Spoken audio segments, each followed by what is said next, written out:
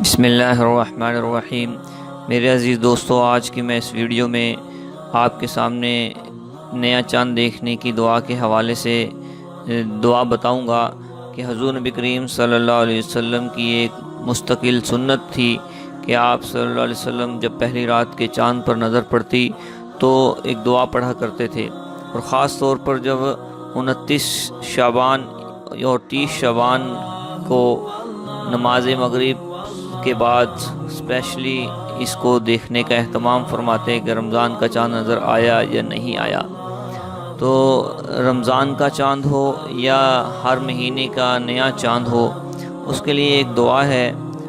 آپ صلی اللہ علیہ وسلم یہ دعا پڑھا کرتے تھے: اللہم احلہ علینا بالیمن والایمان والسلامت والاسلام ربی وربک اللہ۔